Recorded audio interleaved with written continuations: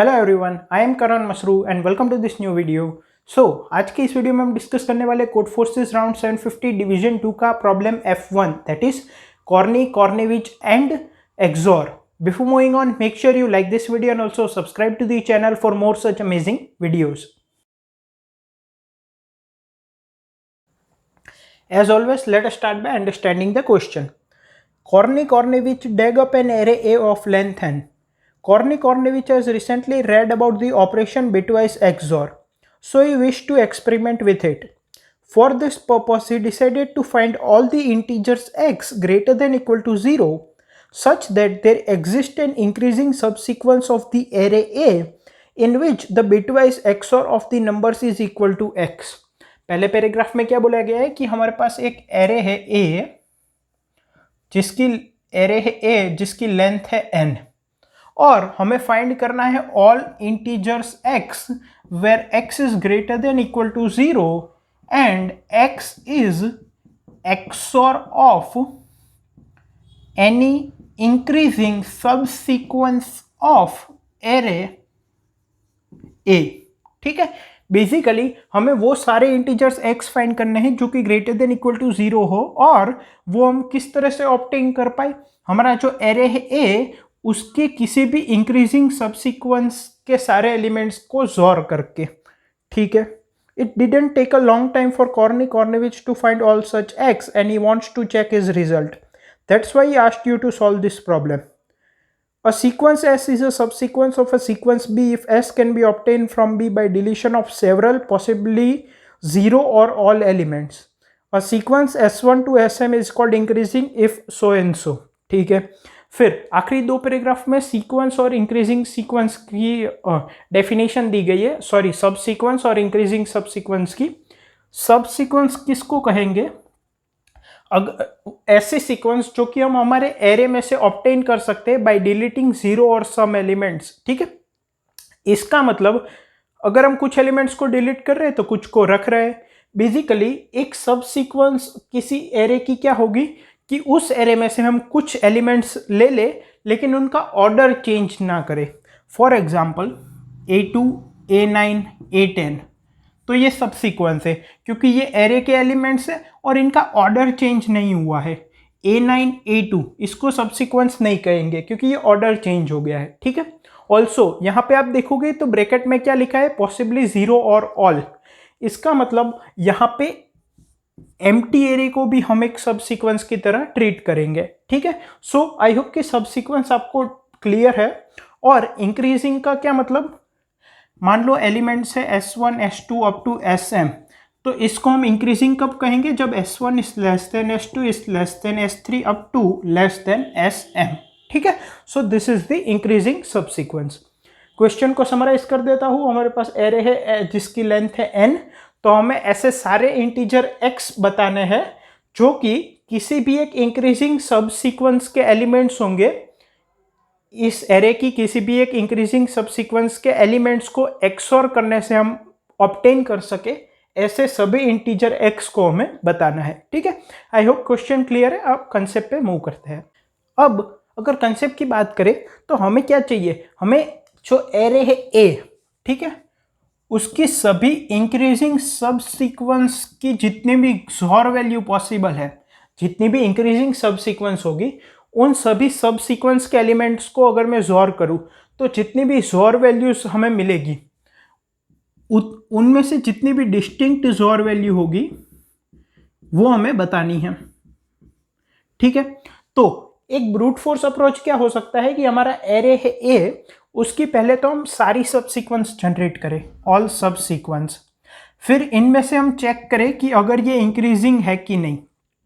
पहले हमने सब सीक्वेंस सारी जनरेट की, फिर कोई भी सब सीक्वेंस जनरेट करने के बाद हमने देखा कि वो इंक्रीजिंग है कि नहीं। अगर है तो ठीक है, अगर नहीं है तो टर्मिनेट कर देंगे।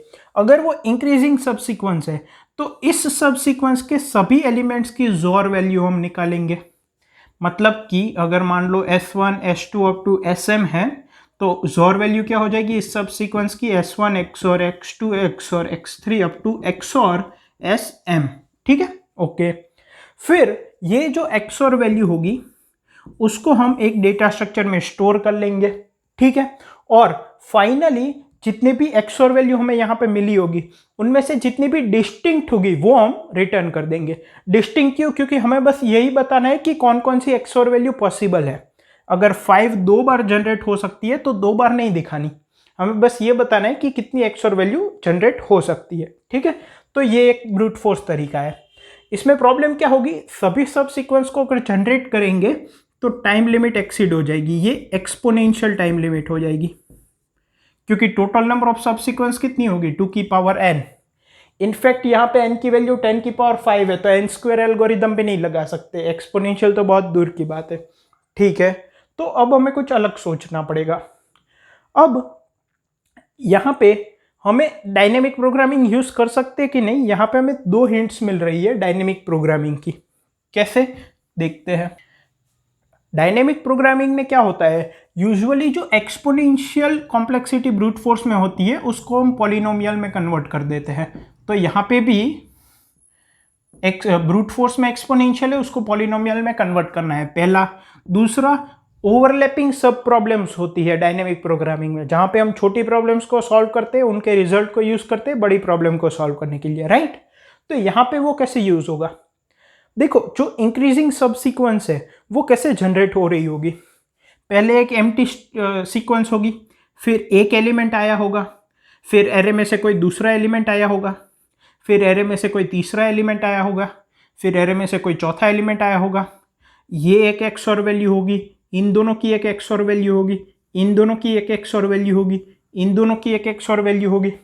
तो आप देख रहे हो छोटी प्रॉब्लम के पार्ट्स ही बड़े हो रहे हैं, पहली चीज। दूसरी चीज, ओवरलैप कैसे हो रही है, पहले 3 एलिमेंट की जो एक्सओर वैल्यू है और ये 4 एलिमेंट की एक्सओर वैल्यू है, तो हमें सभी की एक्सओर वैल्यू वापस कैलकुलेट करने की जरूरत नहीं है। अगर हम किसी तरह से पहले 3 एलिमेंट की एक्सओर वैल्यू को कैलकुलेट करके रख ले, तो हमें क्या करना है, ये जो a ऑफ i है सिंपली इन दोनों को एक्सओर कर देना है और हमें नई वैल्यू मिल जाएगी एक्सओर डैश, ठीक है।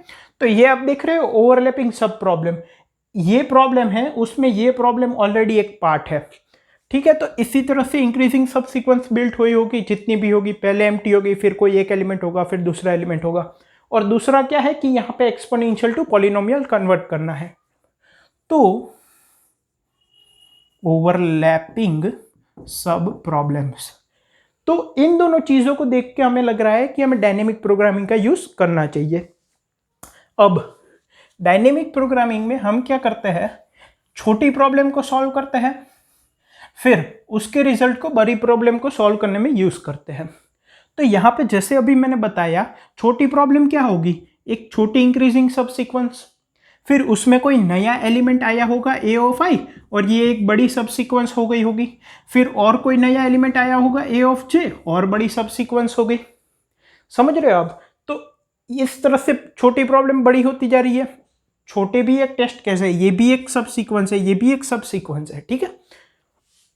तो अगर हम ऐसा सोचे कि नए एलिमेंट्स जैसे जैसे आ रहे हैं, तो अज्यूमिंग कि 0 से लेके i-1 इंडेक्स तक जितनी भी इंक्रीजिंग सब सीक्वेंस है, उनके कारण जितनी भी एक्सओर वैल्यूज जनरेट हो सकती है वो हमने स्टोर कर ली है, ठीक है। मैं क्या कह रहा हूं, 0 से लेके हम रिलेशन बिल्ड करने की ट्राई कर रहे हैं i और i-1 के बीच में। एक बार रिलेशन क्रिएट हो गया फिर तो कुछ नहीं, फॉर लूप ही लगाना है। 0 से लेके i-1 तक जितनी भी इंक्रीजिंग सब सीक्वेंस है, उनकी वजह से जितनी भी डिस्टिंक्ट एक्सओर वैल्यू प्रोड्यूस हो सकती है, उनको मान लो हमने स्टोर कर लिया है, ठीक है, ओके। तो अब जब ith एलिमेंट आएगा तो हम कैसे चेक करेंगे कि कौन कौन सी नई वैल्यूज प्रोड्यूस हो रही है और क्या डेटा हम अपडेट करेंगे। अब हमें जितनी भी डिस्टिंक्ट वैल्यूज है उनको स्टोर करना है। कितनी पॉसिबल डिस्टिंक्ट वैल्यूज है कंस्ट्रेंट्स को देखकर, देखो a ऑफ i की लार्जेस्ट वैल्यू 500 है, तो हमारी लार्जेस्ट एक्सओर वैल्यू है वो 511 हो सकती है। क्यों? मान लो अगर मेरी वैल्यू है लार्जेस्ट 4, मतलब कि 0 1 2 4 और 3, लार्जेस्ट वैल्यू 4 है, तो इनकी मदद से लार्जेस्ट एक्सओर वैल्यू क्या प्रोड्यूस हो सकती है, जो नंबर ऑफ बिट्स हम यूज कर रहे हैं, कितने बिट्स यूज होंगे 4 में? 3। ये 4 है, इनकी सारी की सारी बिट्स अगर 1 हो जाए तो यही हमारी लार्जेस्ट वैल्यू प्रोड्यूस्ड होगी। इससे बड़ी वैल्यू तो प्रोड्यूस नहीं कर सकते, क्योंकि अगर लार्जेस्ट वैल्यू 4 है, इसका मतलब यहां सब जगह 0 है, सभी डिजिट्स में। अगर 1 ले लो तो भी 0 है, 2 ले लो तो भी 0 है, और 3 ले लो तो भी 0 है। अगर 4 मेरी लार्जेस्ट वैल्यू है 100, इसका मतलब 4 की जो लार्जेस्ट बिट है उसके बाद सभी बिट 0 होगी, तो ये तो कभी 1 होगी ही नहीं। तो लार्जेस्ट नंबर क्या पॉसिबल हो सकता है कि सभी की सभी बिट्स 1 हो जाए? तो लार्जेस्ट नंबर 7 पॉसिबल हो सकता है। ठीक है, कैसे होगा? 3x और 4 ले लो, 7 हो गया। ठीक है, इसी तरह से अगर हम 500 नंबर को देखें तो इसकी सारी की सारी बिट्स को अगर मैं 1 कर दूं तो लार्जेस्ट जो नंबर पॉसिबल होगा वो होगा 511, क्योंकि जो नेक्स्ट 2 की पावर n वाली बीट होगी वो होगी 512, जो कि प्रोड्यूस नहीं कर पाएंगे हम। ठीक है, यहां पे लार्जेस्ट 2 की पावर n वाली कौन सी बीट है? 2 की पावर k टाइप की लार्जेस्ट बीट है 256। तो लार्जेस्ट नंबर कौन सा जनरेट हो सकता है अगर सभी के सभी को हम 1 कर दे? 501। ठीक है, ओके। तो अगर हमें सभी XOR वैल्यू को स्टोर करना है तो हमें क्या करना पड़ेगा? DP ऑफ 512 हमें लेना पड़ेगा। इसके इंडेक्स कितने होंगे? 0 से लेके 511 तक। ठीक है, यहां तक क्लियर है। अब इसमें हम स्टोर क्या करेंगे ये भी क्लियर रखो। DP ऑफ I -1 हो सकता है या तो ग्रेटर देन इक्वल टू 0 हो सकता है। -1 कब होगा? जब ऐसी कोई भी इंक्रीजिंग सबसीक्वेंस हमें अभी तक नहीं मिली जिनकी XOR वैल्यू I के बराबर हो। ठीक है, वापस बता देता हूं, अगर हमें अभी तक ऐसी कोई भी इंक्रीजिंग सबसीक्वेंस नहीं मिले जिसकी XOR वैल्यू I के बराबर हो तो DP ऑफ I -1 होगा। इनिशियली हम सबको -1 कर देंगे। ठीक है, तो ये कब होगा? जब XOR I अभी तक नहीं मिला है। ग्रेटर देन 0 कब होगा? जब ऐसी कोई इंक्रीजिंग सबसीक्वेंस हमें मिली होगी जिनकी XOR वैल्यू I के बराबर हो। ठीक है, अब इसमें हम स्टोर क्या करेंगे? इसमें हम स्टोर करेंगे ये जो इंक्रीजिंग सबसीक्वेंस है जिनकी XOR वैल्यू I के बराबर है, इसका जो लार्जेस्ट एलिमेंट है L मान लो, तो वो हम यहां पे स्टोर करेंगे। DP of I equals to L।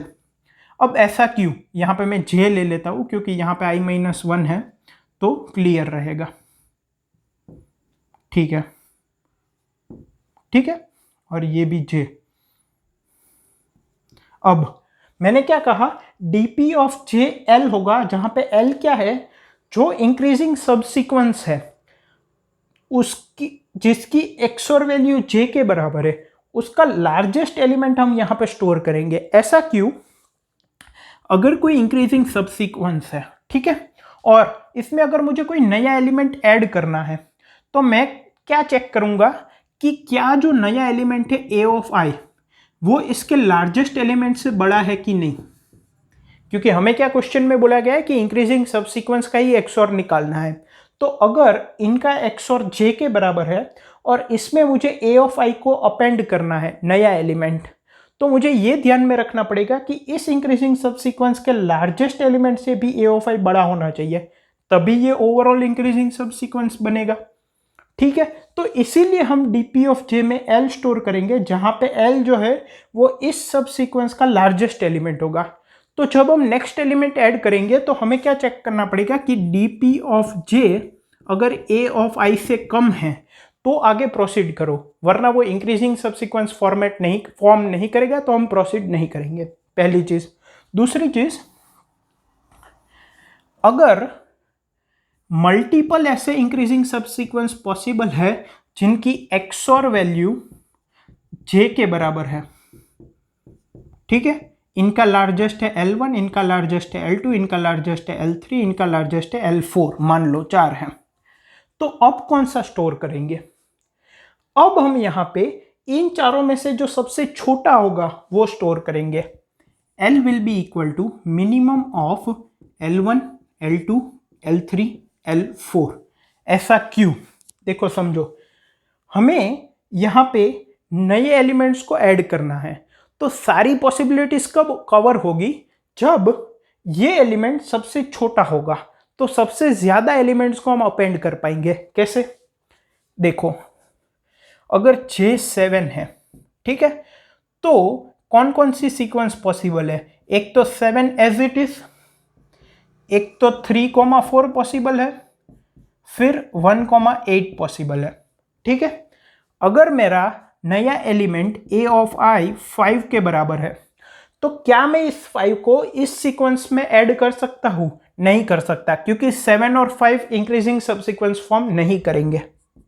क्या मैं 5 को यहां पे ऐड कर सकता हूं? नहीं, क्योंकि 1, 8, 5 ये भी इंक्रीजिंग सबसीक्वेंस फॉर्म नहीं करेंगे। क्या मैं 5 को यहां पे ऐड कर सकता हूं? हाँ, कर सकता हूं। 3, 4 और 5, क्योंकि वो इंक्रीजिंग सबसीक्वेंस फॉर्म करेंगे। तो सारी पॉसिबिलिटीज को कवर करने के लिए हम क्या करेंगे? अगर मल्टीपल ऐसी इंक्रीजिंग सबसीक्वेंस है जिनकी एक्सओर वैल्यू सेम है, तो इनके लार्जेस्ट एलिमेंट्स में से भी जो सबसे छोटा होगा, मतलब कि L equal to min of L1, L2, L3, L4, उसको हम DP ऑफ J में स्टोर करेंगे। क्यों? समझ आ गया? अब एक्सओर जो नया जनरेट होगा उसमें तो कोई फर्क नहीं पड़ेगा। अगर मैं 7 में अपेंड करता हूं, तो 7 और 5 की एक्सओर वैल्यू क्या हो जाएगी? 2। अगर मैं 3 और 4 में अपेंड करता हूं, तो 3, 4, 5 की एक्सओर वैल्यू क्या हो जाएगी? 2, क्योंकि 3 और 4 की एक्सओर वैल्यू हो गई 7, 7 और 5 की एक्सओर वैल्यू क्या हो जाएगी? 2। 1 और 8 में अपेंड करूंगा, तो इस सीक्वेंस की भी एक्सओर वैल्यू क्या हो जाएगी? 1 और 8 की 7, 7 और 5 की 2। तो जो जनरेट हो रही है एक्सओर वैल्यू वो तो सेम ही है, लेकिन अकॉर्डिंग टू द क्वेश्चन हम यहाँ पे 5 ऐड नहीं कर सकते, यहाँ पे ऐड नहीं कर सकते। लेकिन सभी पॉसिबिलिटीज, क्योंकि हमें क्या बोला गया है, हमें सभी ऐसे एक्स को बताना है जो कि हम पॉसिबल है एक्सओर जनरेट करने के इंक्रीजिंग सब सीक्वेंस के फॉर्मेट में। तो अगर हम इस सब सीक्वेंस को काउंट करेंगे तो हम 2 को जनरेट कर पाएंगे, वरना नहीं कर पाएंगे। तो अब आपको क्लियर हो गया है कि DP ऑफ J में क्या स्टोर होगा। अगर वो माइनस है, इसका मतलब एक्सओर J पॉसिबल नहीं है। अगर ग्रेटर देन इक्वल टू 0 है, तो कोई भी इंक्रीजिंग सबसीक्वेंस है जिसका एक्सओर J के बराबर है, उसमें जो लास्ट एलिमेंट है वो हम स्टोर करेंगे। क्यों? क्योंकि नया एलिमेंट हमें ऐड करना होगा a of i, a of j, तो हमें इंक्रीजिंग सबसीक्वेंस फॉर्म करनी है। तो हमें चेक करना पड़ेगा कि a of i is greater then the largest element. और अगर ऐसी मल्टीपल इंक्रीजिंग सबसीक्वेंस पॉसिबल है, तो इन सब में से जो सबसे छोटा होगा, इन सभी के लार्जेस्ट एलिमेंट्स में से जो सबसे छोटा होगा वो हम स्टोर करेंगे। उससे क्या होगा कि हम सारी पॉसिबिलिटीज एक्सप्लोर कर पाएंगे। ठीक है, तो DP का जो कंसेप्ट है वो आई होप आपको क्लियर है। ठीक है, तो अब इसको हम कैसे यूज करते हैं वो देखते हैं। अब अज्यूमिंग कि 0 से लेके i-1 तक जितनी भी इंक्रीजिंग सबसीक्वेंस है, ठीक है, उनकी जितनी भी एक्सओर वैल्यूज पॉसिबल है वो मैंने स्टोर कर ली है किस में? DP में। ठीक है, हम क्या कर रहे हैं? हम i और i-1 के बीच में रिलेशन बना रहे हैं। एक बार रिलेशन बन गया फिर तो फॉर लूप ही लगाना है। ठीक है, अब हम क्या अज्यूम कर रहे हैं कि 0 से i-1 तक जितनी भी इंक्रीजिंग सबसीक्वेंस है उनके जितने भी डिस्टिंक्ट ज़ोर है वो मैंने स्टोर कर लिए है DP में। तो अब जब ith एलिमेंट आएगा तो मुझे क्या क्या चेक करना है? अब 0 से लेके 511 तक नए एलिमेंट्स जनरेट हो सकते हैं, अगर होंगे तो मैं क्या करूंगा? For j equal to 0, j is less than equal to 511, j plus plus.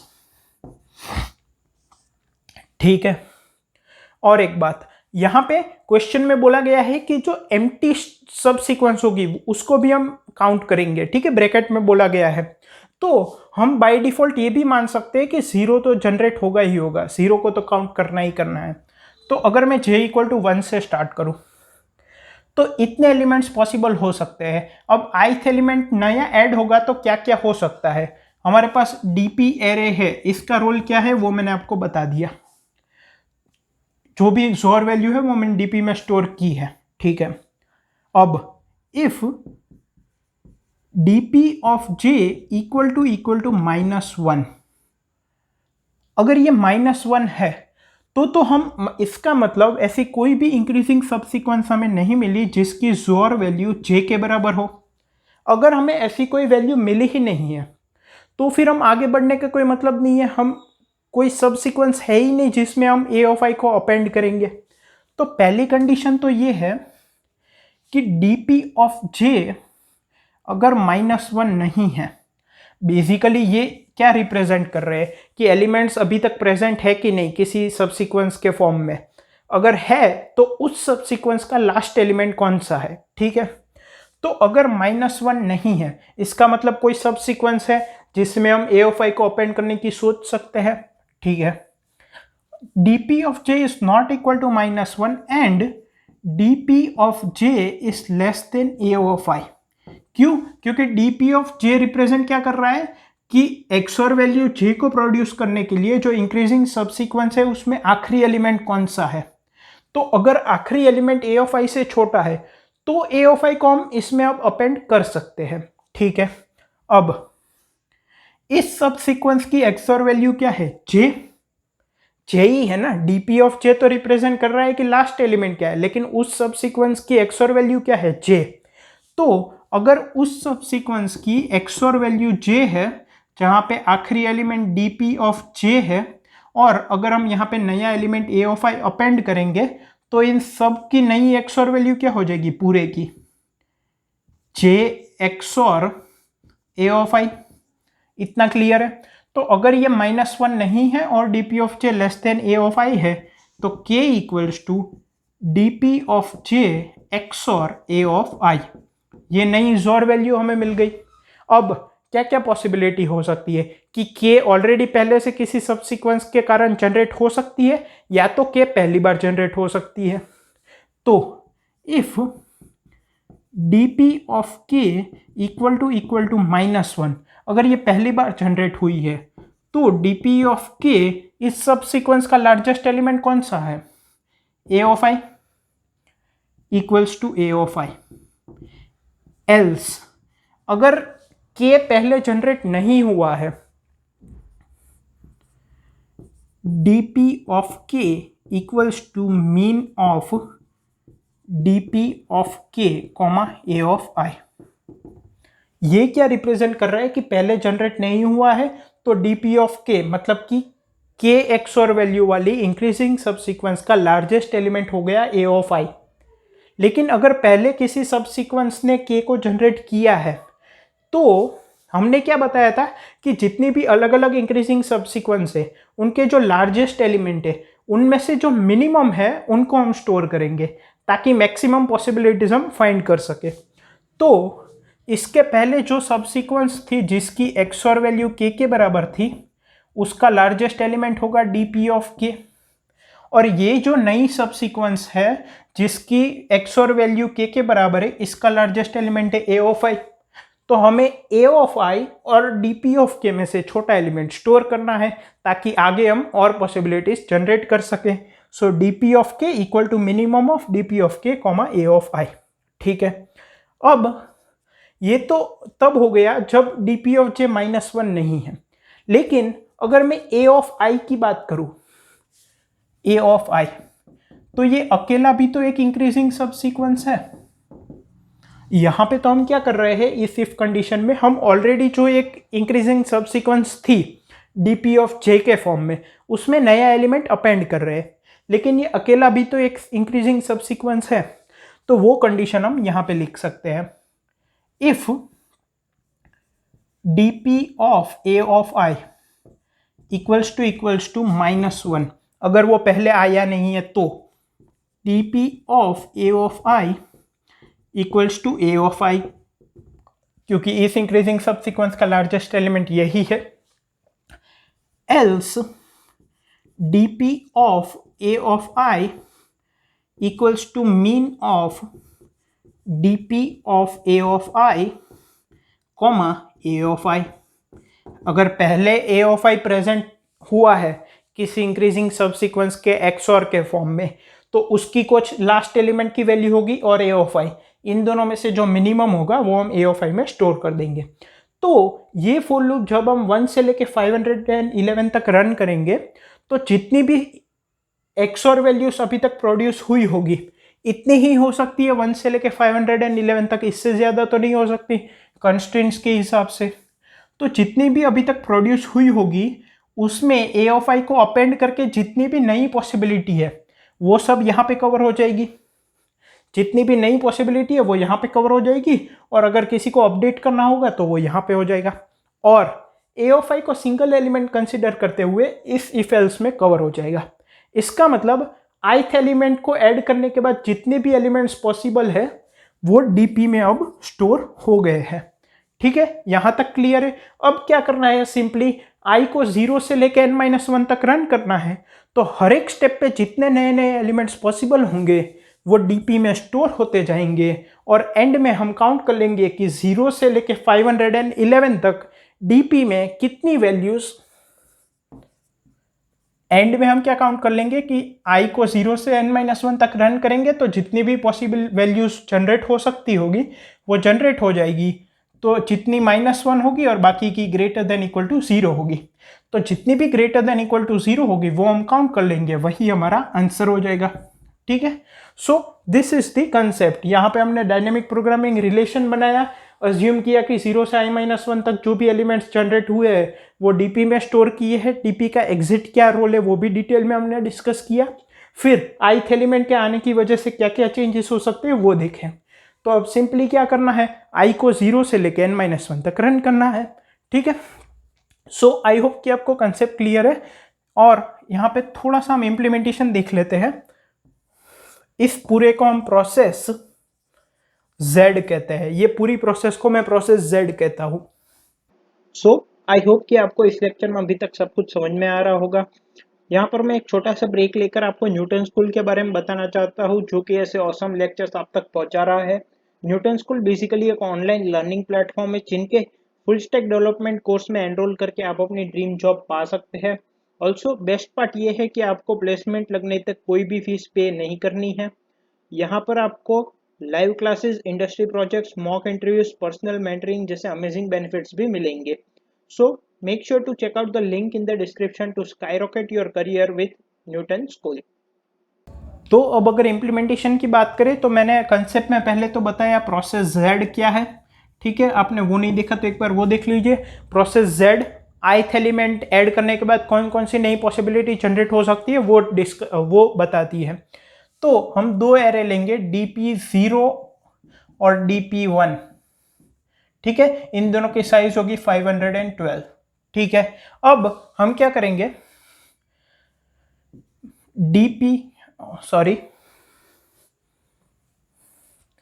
For i equal to 0, i is less than n, i plus plus. ठीक है, यहां पे प्रोसेस Z अप्लाई होगा। ठीक है, और उसके बाद प्रोसेस Z में हम dp0 लेंगे, मतलब जितने भी चेंजेस ith स्टेप पे होंगे वो हम dp ऑफ 0 में करेंगे। फिर for j equals to 1, j is less than equal to 511, j plus plus dp1 of j equals to dp0 of j। जितने भी चेंजेस होंगे वो हम 0 में करेंगे, dp0 में, फिर उनकी अपडेटेड वैल्यू हम 1 में स्टोर कर लेंगे। फिर वापस जब हम नेक्स्ट एलिमेंट पे आएंगे तो जो भी चेंजेस होंगे वो dp0 पे लगेंगे, उनकी अपडेटेड वैल्यू dp1 में जाएगी। ऐसा सभी एलिमेंट्स के लिए होगा। फिर हम जब बाहर आ जाएंगे तो हम क्या चेक करेंगे, पहले तो dp1 ऑफ 0 ये 0 होना चाहिए, मतलब कि -1 नहीं होना चाहिए। और एक चीज, इनिशियली इनके सारे एलिमेंट्स को हम -1 से इनिशियलाइज कर देंगे। ठीक है, अब इसको हम 0 ले लेंगे क्योंकि हमें क्या बोला गया है कि एम्प्टी सब सीक्वेंस भी एक काउंट की जाएगी, तो 0 हमेशा पॉसिबल होगा। अब आंसर को हम 0 लेंगे। फिर फॉर हमें क्या प्रिंट करना है आउटपुट में, पहले तो नंबर ऑफ एलिमेंट्स और फिर उन एलिमेंट्स की लिस्ट इंक्रीजिंग ऑर्डर में। For j equal to 0, j is less than equal to 511, j plus plus if dp1 of j is greater than equal to 0 answer plus plus. ठीक है, तो हमारे पास answer आ जाएगा dp1 of j greater than 0 है, इसका मतलब वो किसी इंक्रीजिंग सबसीक्वेंस के एक्सोर का पार्ट होगा। अगर -1 होगा इसका मतलब वो कभी जनरेट नहीं हो सकता। फिर हम आंसर को प्रिंट कर देंगे, ठीक है, और न्यू लाइन में चले जाएंगे और न्यू लाइन में for j equal to 0, j is less than equal to 511, j plus plus if dp of j is greater than equal to 0, तो j को प्रिंट करा देंगे, क्योंकि हमें क्या चाहिए आउटपुट में, पहले नंबर ऑफ वैल्यूज और फिर उन वैल्यूज के लिस्ट। तो पहले आंसर प्रिंट करा देंगे, फिर उन वैल्यूज को एक लाइन में प्रिंट करा देंगे। ठीक है, सो आई होप कि आपको क्वेश्चन क्लियर है, कंसेप्ट भी क्लियर है और इसका इंप्लीमेंटेशन भी क्लियर है। इसका जो सोल्यूशन कोड है वो मैंने कमेंट्स में प्रोवाइड किया है। Thank you.